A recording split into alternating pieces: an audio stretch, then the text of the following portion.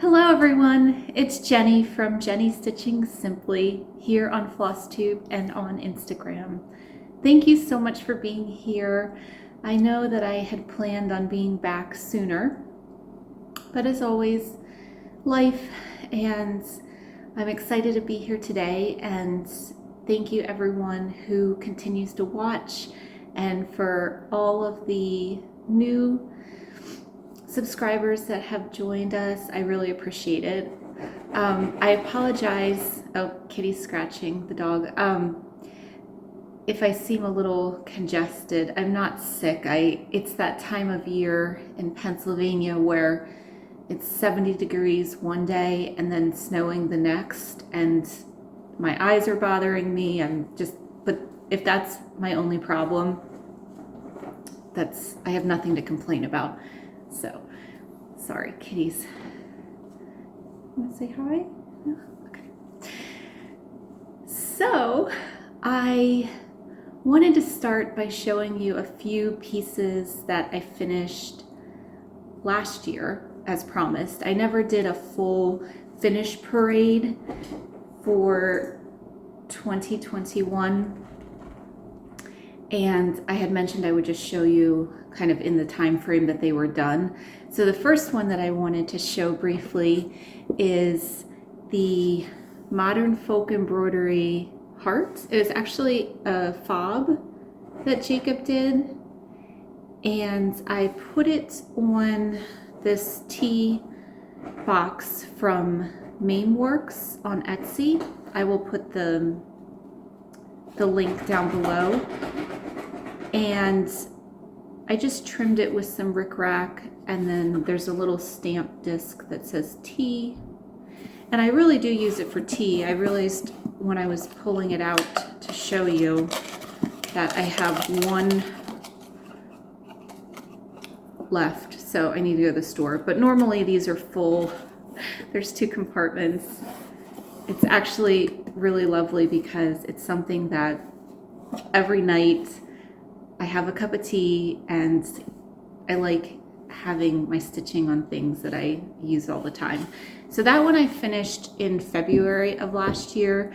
And then the other 2 that I wanted to show you briefly are behind me. So this is another pattern from Modern Folk Embroidery, and it is the Japanese pincushion series. There's one for each season. I only ended up doing 1 of the 4. I believe this one is spring, and it's on with a magnet because it's a beautiful box that I got from Etsy. And this is what the top looks like. It just worked out perfectly that the size and the depth fits the stitched piece. So I didn't have the box before I stitched the piece, so that was a really happy surprise that it all worked out. So there's more information too in earlier videos about the fabrics and the threads. On this one and the other one that I'm going to show you, I know that I did use the silks from Almond M&Ms, which I love, but I don't remember the colors off the top of my head. And then this one is the Japanese alphabet sampler.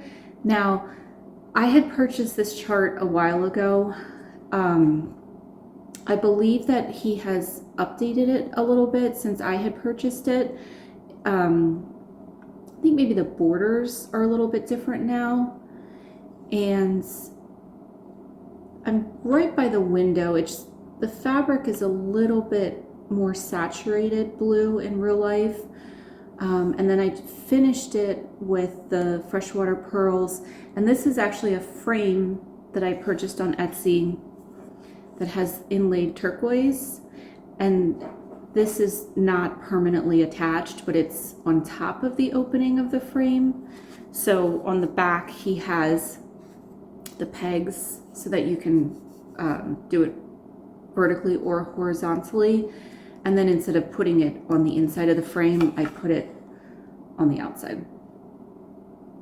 And this is from Jeremiah's workshop, so I can link that below too. But his frames are beautiful. I have one with malachite that Tristan's senior picture is in, because that's his favorite stone.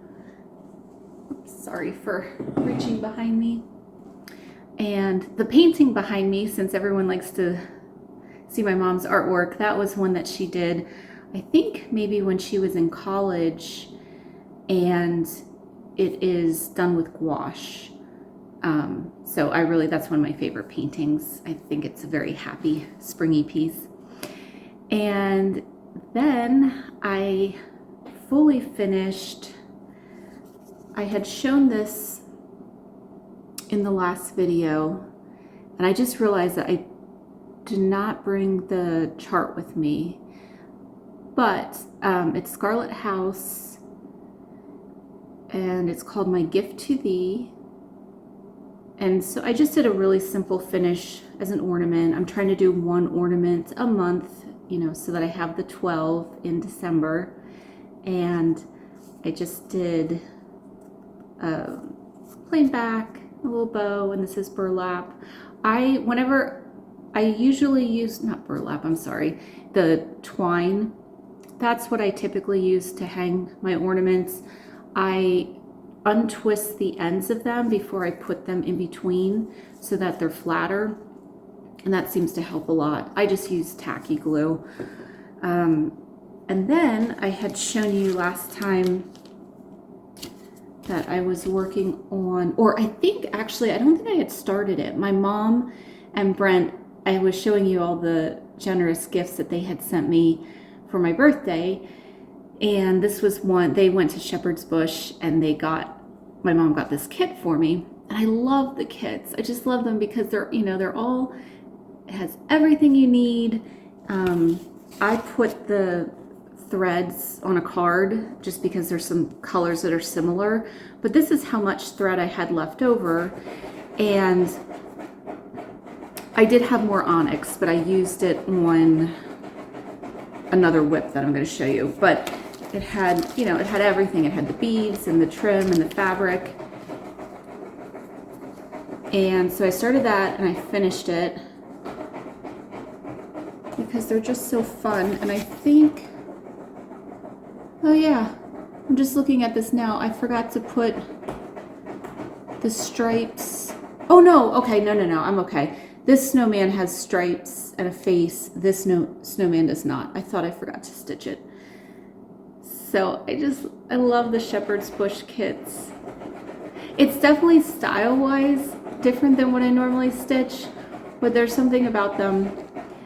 Even this is 32 counts raw linen, and it's only called for to be one strand, which is normally, you know, I normally like my really full coverage, but on these it's perfect. It's perfect. So it had all the little buttons and the beads, and so I highly recommend these.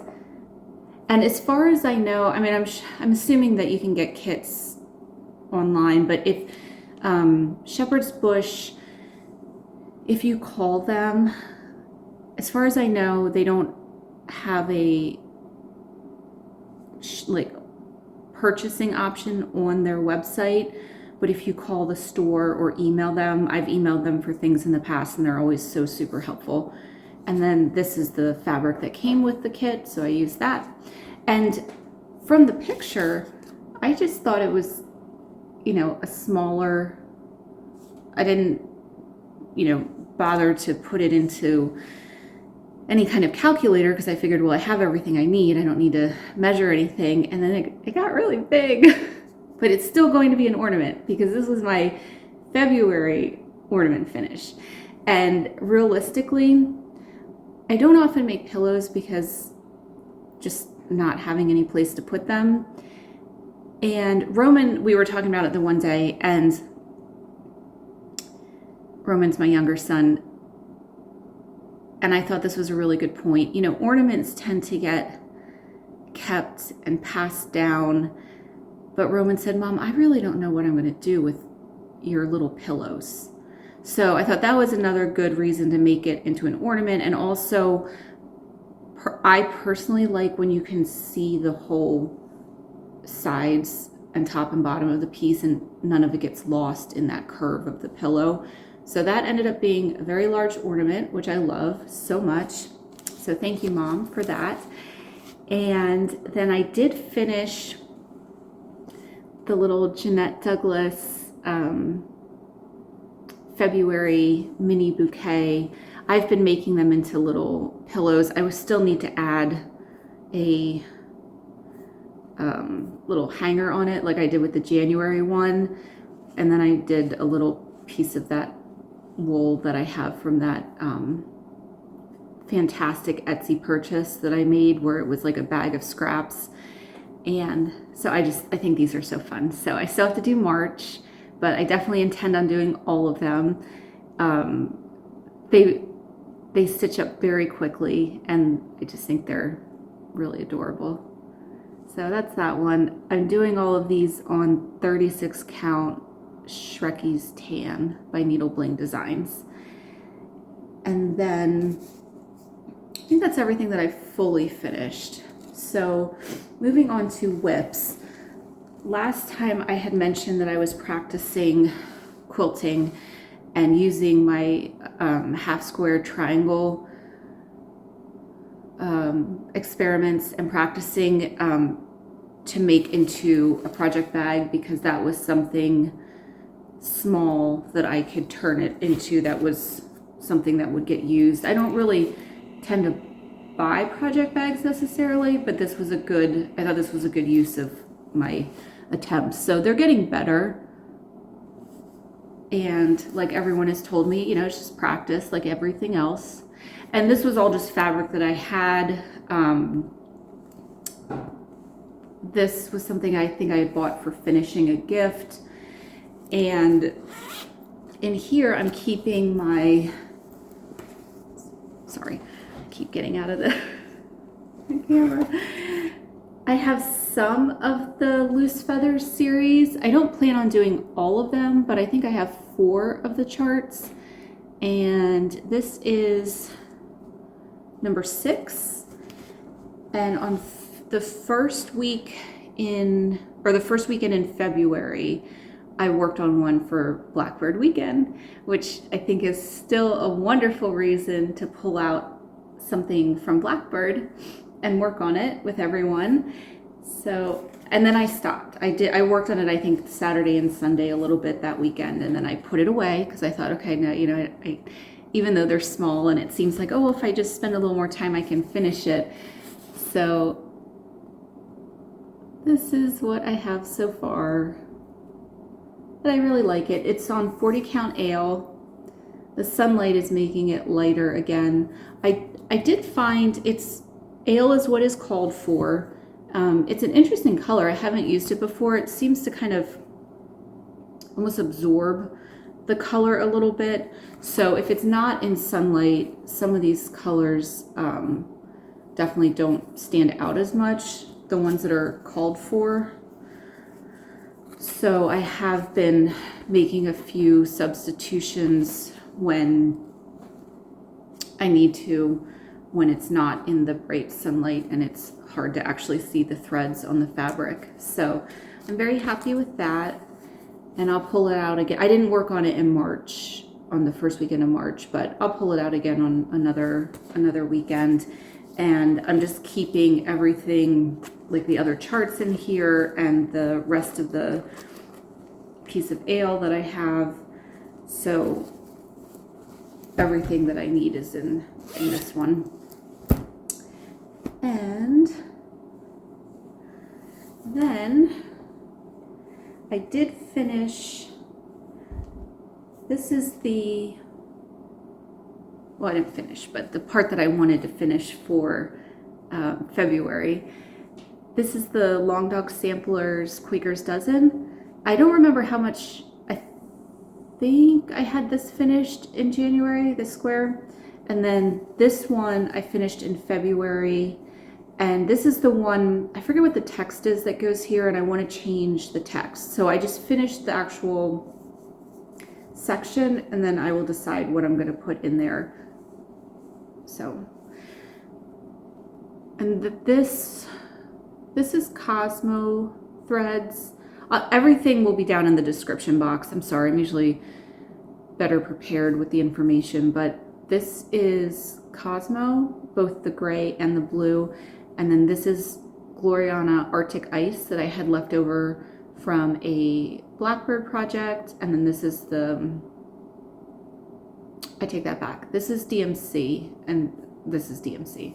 So I have colors that are very similar to each other that I'm going to use. It's not a big difference, but there'll be little subtle differences, but I'm really enjoying that one.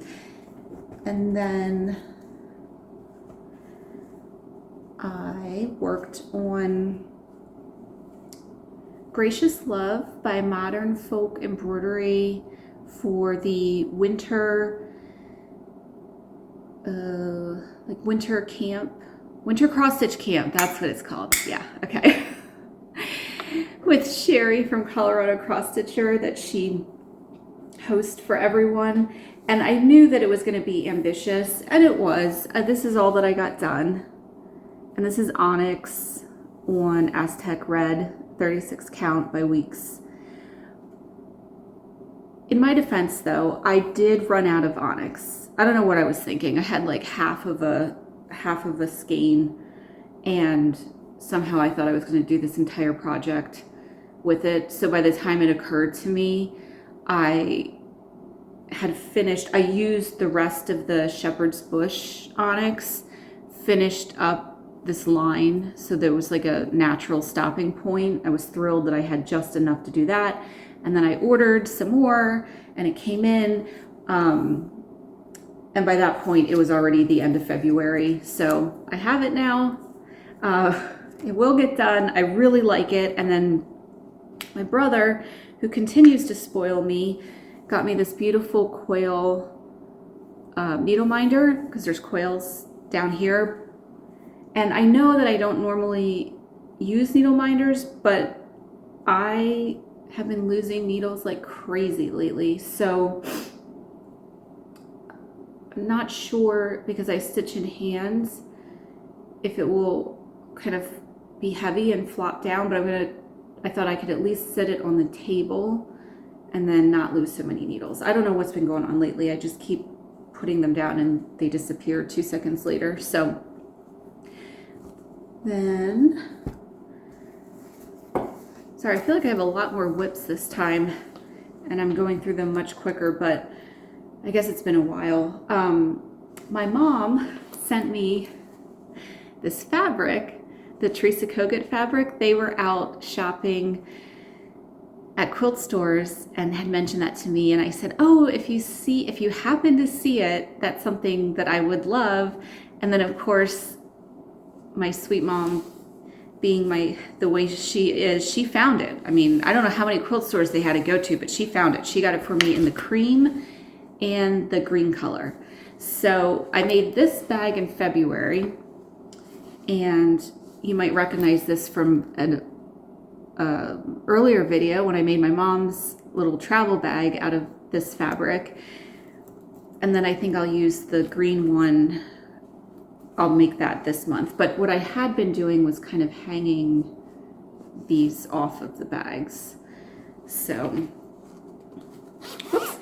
This was an unplanned start, and I'm actually making it for my brother Brent and my sister-in-law Preeti, but it's okay because Brent and I can't keep surprises, so he already knows, and Preeti already knows because I send him pictures when I work on it. But this is the Ode to a Peacock from Hicks, and that's how far I am. This one actually stitches up very quickly, and she used I think Mrs. Sadis silks, and I used just the called for DMC, and I was a little concerned that maybe without variegation I wouldn't get the same effect with the peacock, but I think I'm really happy with it. I think it's really pretty. This is 40 counts summer khaki. And on Jan, she did it on a really pretty gray colored fabric. And on the pattern, there's a tone-on-tone design in the background. So I will just choose a color that's close to the color of the fabric so that it doesn't compete with the other designs.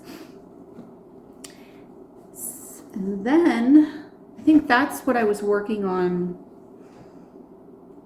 the end of February. And then after everything changed in the world, I started, as many of us have, stitching some of the designs that were either put out to support Ukraine or designed by Ukrainian stitchers, and everything about this has been extremely upsetting to me. And I had shared a few posts on Instagram, but I started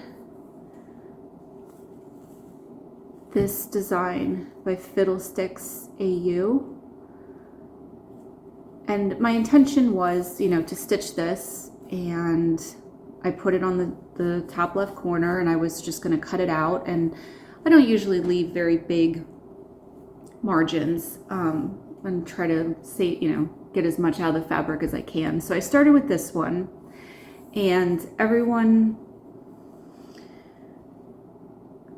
came out with patterns, which was amazing. And my intention was to stitch the next one was going to be the one by Jacob at Modern Folk Embroidery. And then I thought, well, maybe I'll just start stitching them. This is a piece of Tycho, 40 count Tycho by Picture This Plus that I had. This is the size of it. It was cut from my Dutch Beauty. I thought, well, you know what? I'll just keep stitching them all on the same piece of fabric. I didn't have it. I mean, there was no plan. I didn't chart anything out or figure anything out. I just started stitching. So I stitched this one, and then I had always liked the designs by Stitchy Princess and had the shop favorited and always intended on purchasing. And I thought, well, you know, absolutely, like any Ukrainian artist that I can support now, of course. So then I started stitching. This is Little Miss Sunflower, I believe, and I'm gonna use motifs and just continue over. And as you can see, I started up here doing a sunflower, and I'm just gonna add them in. And then there was the beautiful chart by Long Dog Samplers, so I added that. And then this border is going to continue, I think, down this side. I'm just going to make that continue. And actually, before that one was, this is Kievan Cross by Evlia. And I had this chart. I had gotten it as a PDF ages ago. Sorry, now my throat's tickly. I thought, well, that's perfect. So I added that to the top. That may continue down the side.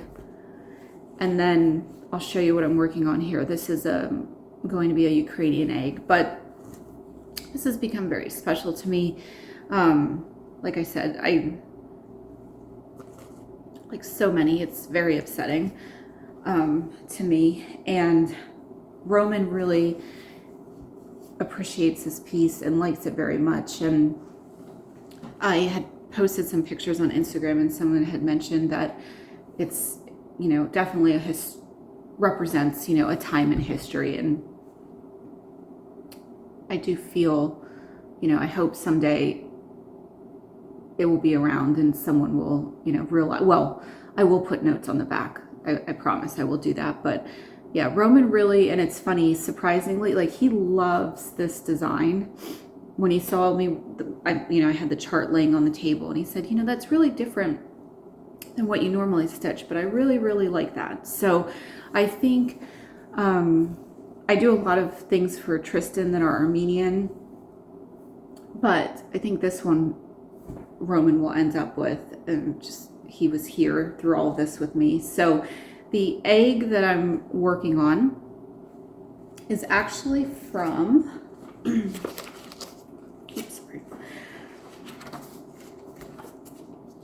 This is a little booklet, and they're all separate pages in this little page thing. It's from 2002, and it's from Ukrainian gift shop. And of course, there's a story to this. I'll put it in the notes. It's hard to read it with the glare. So it's still available. I did check.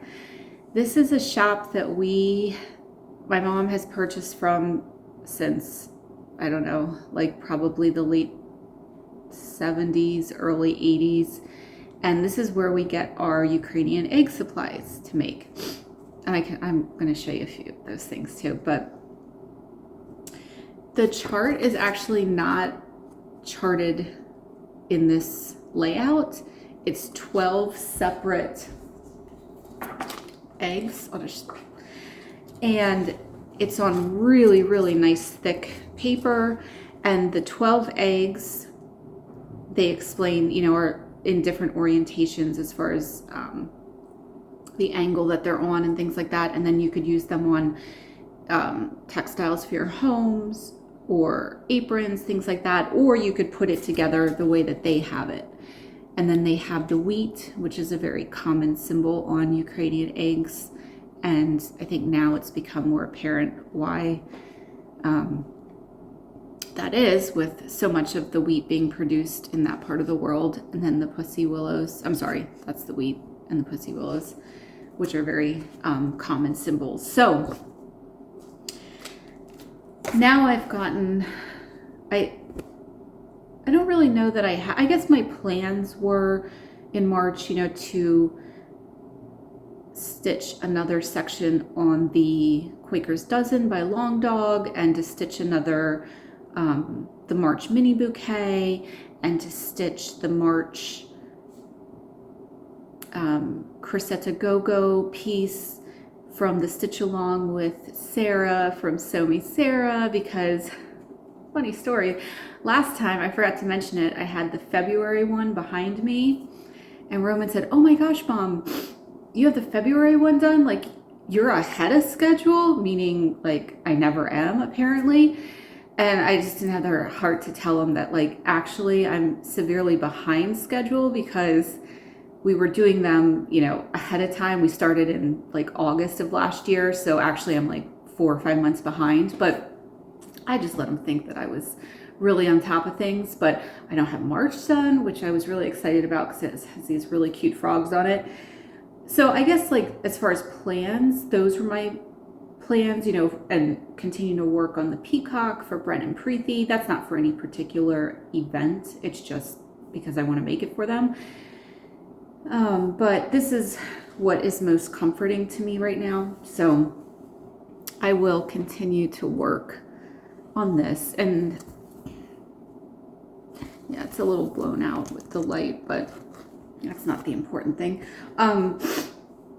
And the other thing with that, excuse me while I reach, I had gotten this box at the thrift store years ago.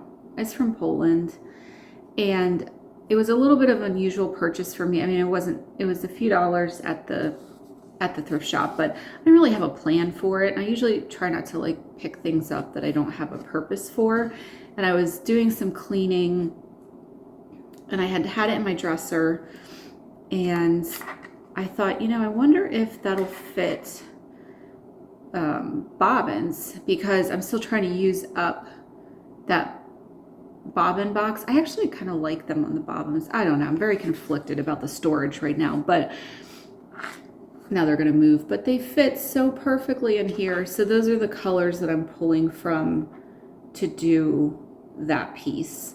And there's even still the little paper in here that explains where it was made.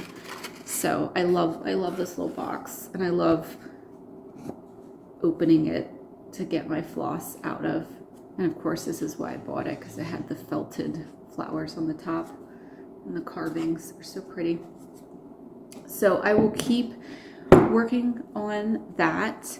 And I know there's a lot of other really beautiful charts that people have done, either to raise money or just in solidarity with Ukraine. And so I will just keep adding to it. And you know, again, there's no plan. I just keep adding to it. So I think that's everything that I have worked on since I saw you guys last. So this technically doesn't have anything to do with stitching, and I will not be offended at all if you just want to fast forward, but I did want to show you a little bit about the Ukrainian eggs that we do. I had shared a picture on Instagram on my birthday because my mom and I have the same birthday, as I've mentioned before. And this was a newspaper article from April 18th, 1984, about my mom doing the eggs. So she taught me when I was 5, and it's something that's always been super, super important to me. I realized I don't have any eggs to show you because typically we would make them as gifts to give to people. And I could probably do a 3-hour video on my love of Ukrainian eggs and all of the symbolism, but I won't do that. Or I'll do a separate video so you don't have to sit through it. But I think one of the reasons I love them so much is because they're just so steeped in tradition and symbolism. So every color has a meaning, every symbol has a meaning, and you would make them specifically for people in your life to give depending on, you know, what they needed. Like this book we've had forever, I mean, as long as I can remember, but this is still at the Ukrainian gift shop that I mentioned earlier. So you can still purchase this book. And this has been so well loved. I have just studied and studied. So there's all these kind of hand-drawn line drawings of the different symbols. And then it will explain, for example, flowers symbolize love, charity, and goodwill. Sunflowers depict the warmth of the sun rays. Roses are also a very popular flower, symbolizing love and caring. And I don't know where it is in here. A poppy is a very popular motif, which symbolizes female wisdom and power. Wheat is very common, you know, that would be for a bountiful harvest, things like that. So this whole book is just filled with the different symbols. And then it does explain how to make the eggs as well. And if it's okay, the reason I guess I'm bringing this up, one, I love talking about it, but if it's something that has ever interested you, I was going to say it's really easy to do. It's not easy to do. It's very easy to get started, and it's very similar to stitching, I think, in the sense that it's not instant gratification. It's not hard to do. It takes practice, and it's not instant gratification. So basically, it's very much like doing a batik. If you've ever done a batik, it's a wax resist process. So you use, and it's also very, very inexpensive if you want to try it. And if you want to try it and never do it again, you might have to, you know, it might be like a $10 to $20 investment at the most. But this is the traditional tool. We always called it a kiska. I don't know if that's what it's really called, but they come in different widths, and it's very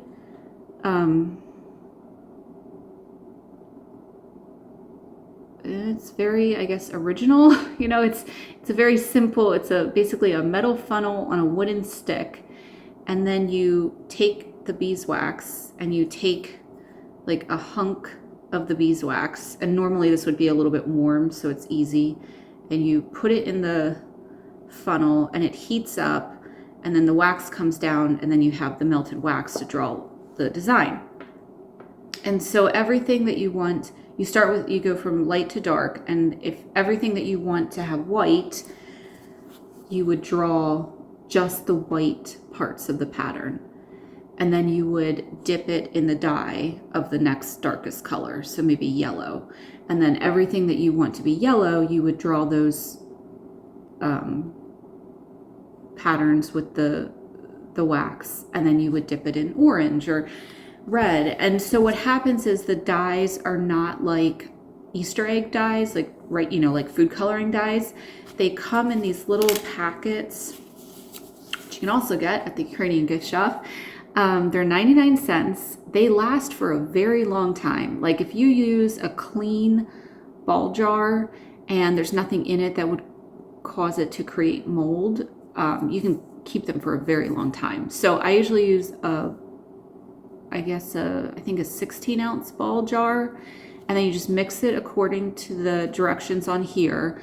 And they recommend distilled water. So you boil the water, you put this in, it's like a powder, and then you add a tablespoon of white vinegar. And then I usually cut this part off and then stick it to the top of the jar. And so the dye, if you go, let's say, this isn't probably how you would do it, because just as an example, if you dipped it in blue and then red, you would not get purple. You would get the blue, and then it kind of like removes that color, and then you would get the red. So that's how it's different than food coloring dyes. But they come in, like they tell you on the website, like what are traditional colors and what are contemporary colors. So it's just a really, really fun,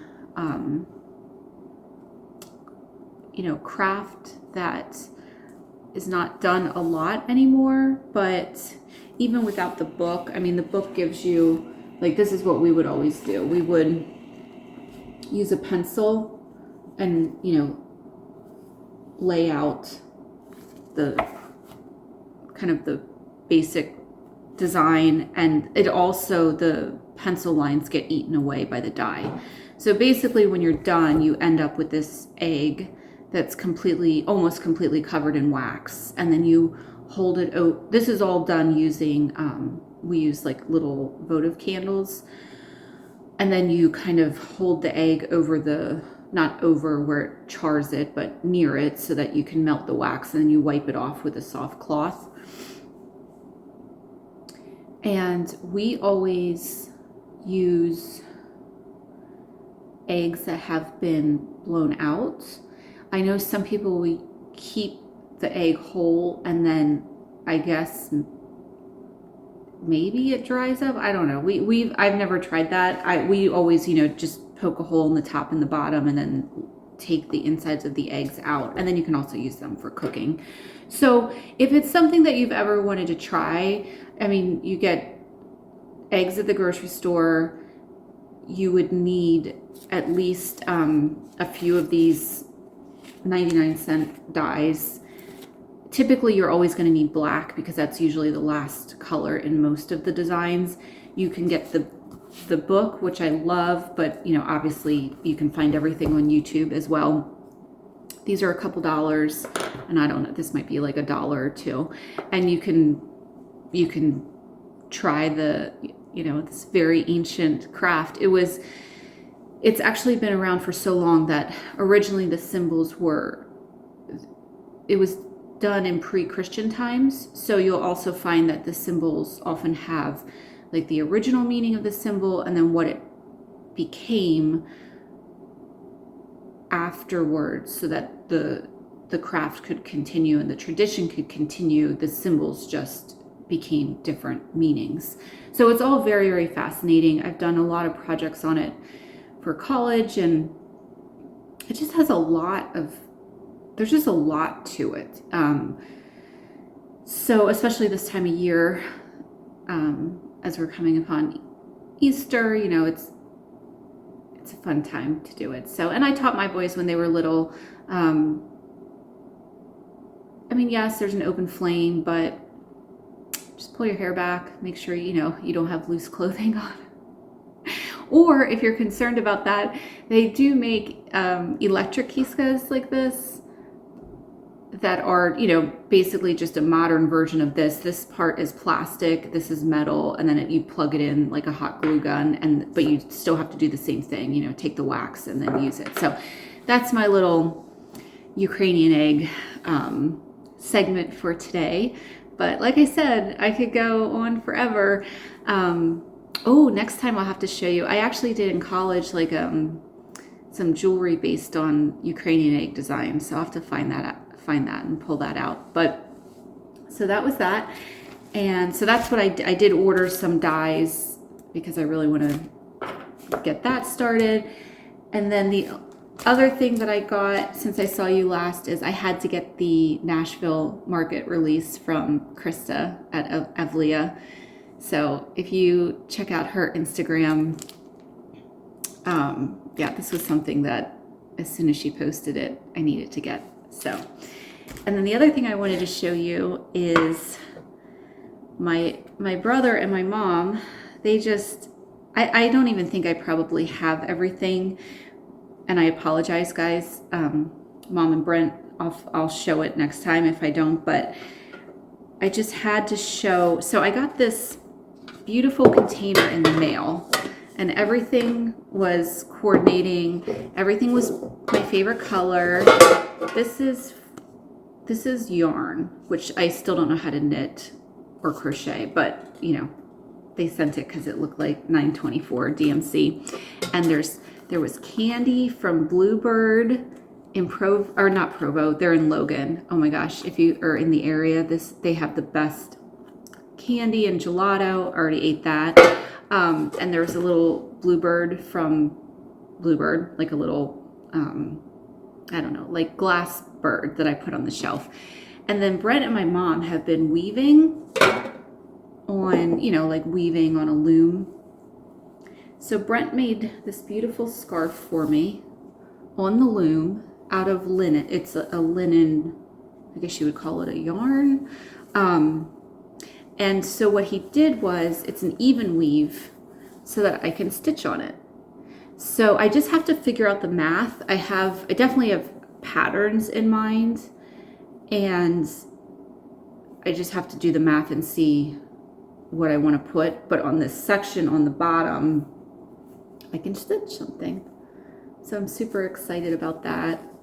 And I just love that they're just always doing something exciting. They're either going to knitting classes or weaving classes or quilt shops. So you can see my envy of being here in Pennsylvania while they're doing all this fun stuff. But yeah, this is absolutely gorgeous. So that's their new hobby that I'm super excited about, because I get these beautiful things in the mail. So thank you, Brenty. It's very exciting, and I will show you guys when I decide. I think I love it so much that I just need to stop like debating about it and pick a pattern. I've got tons of beautiful charts from Evlia or Ukrainian patterns, or you know, something that has like a decorative border to it, and then just get it done, because it won't take that long to do once I make up my mind. So I'm excited about that. So I do have the giveaway winners from last time, and they were the charts from Leela Studio. And oh my gosh, I haven't gotten anything from Market, but her new pieces I think are probably my favorite from Market. But I did the random comment picker, and the garden one goes to, I wrote it down so I wouldn't, just in case I can't edit, Marla A. So Marla, just send me your mailing address. My email is at the bottom in the description box, and if you send me your address, I'll get this out to you. And then the strawberry, the other one was strawberry. This is Pale Fire Inca, which is such a cool name. I have lots of questions. And actually, this is someone that has a local connection to me. So that was really interesting. So I apologize. I don't know if you guys can tell by the way I answer comments. I tend to sit down and respond to everything, and then I get pulled away from YouTube and Flosstube and that. I do stitch every day. I mean, that I do without fail, but I kind of like everything YouTube related kind of goes to the back burner. And then as things come in later, you'll notice that they're not responded to. So for that, I sincerely apologize. And then usually when I make another video, then that reminds me and prompts me to go back and look at the comments that I missed from the video before. So that's kind of the video schedule. And I also wanted to just mention, I know Virpi, I know that we had talked and you were going to send your address. I just haven't found it. I checked my spam, but if you are watching, just Virpi, just send me an email again, or if you sent it and I didn't get it, send me another message or a comment on YouTube or on Instagram. And then the other one I still have, Kay, if you are watching, I have your Feliz Navidad. So I think that's all of the kind of housekeeping items. And thank you for everyone telling me about your gardening experience. That was really fun. I know I said to my husband, I know I say this every year, but I am growing plants this year. And he said, okay. And I said, no, I am really going to do it this year, because everyone that told me that either they kill all the plants like I do, or their husband does the gardening, which that's super awesome. My poor husband starts the seeds for me and he gets them growing and they're great, and then he hands them over to me and then they die. So, but I'm not going to, I keep telling myself there's no reason I cannot figure this out. If it's important to me, I will figure it out. I said to my husband, if I can get one tomato plant to grow, one cucumber or zucchini plants, I think maybe part of the problem is, like, I think if I can't have this huge perfect garden, then I'm just a failure. So maybe I need to like start off with an attainable goal and then go from there. So that's my plan. And then this week I have an Evlia chart. I have some things kitted that I wanted to show you guys, but I'll do it next time because it will just be too long. But I do own a lot of Evlia charts and I have been kitting them up. And if you've watched videos from the very beginning, you know how much I love Krista's work. But I have this beautiful, I'm not sure if she actually is making this pattern anymore. It's called Hermione Floral and Diamond Runner. So it's this beautiful motif, and like with all of her charts, I mean, you could do the full design, or you obviously you could just use it as a border. You could use it as a single piece for like a pin pillow or a needle book or something like that. So this is one of her paper charts, and it's in the bag. And I would love to send this to somebody who's interested in stitching something from Evlia. So just use Evlia in the comments and I'll do the random comment picker as always. And I just thank you again, everyone. I realized after the last video that it has been a year since the first Flosstube video that my son Roman made me make, and never thought I'd still be, like everyone says, we're still making videos. So Roman has long, he's long gone. I think he lasted through like video 2 or something. He's very busy with his own work, and he's doing really well and is a very happy, hardworking 16-year-old So, but I am very grateful that without Roman, none of this would be happening. So, and for the people that I've met, and like everyone says, it's just, it really is nice. And I always apologize for not being more consistent, but this is the reality of it. It's a hobby. It's, such a fun way to connect with everyone, but I don't know what my schedule is, and I just make the video when I can make the video. So, that's looks like how it will continue to go. So, and for my continuing updates of my older son, Tristan, he turned 20, and he is still in Colorado at his winter job, and he got a summer job that he's very excited about as a river guide, because he has his rapid water rescue certification from Knowles. And so he will be staying in Colorado, moving a few hours away to, right now he's in Steamboat, he'll be in Canyon City. So I am adjusting. So thank you everyone who lets me talk about this on the video and then gives me support. I'm just grateful that he's happy, but at this point he might be home for a couple weeks just to get his car and his bike and his summer gear and his climbing stuff, leave his winter gear, and then head back to Colorado. So, but both the boys are doing great, so that's all that I can ask for. So thank you for being with me today and letting me share my projects and putting up with this that's going on. I'm sure I forgot something as always, but as always, I will show you next time. So thank you so much, everyone, and please stay well and safe, and I will talk to you soon. Bye-bye.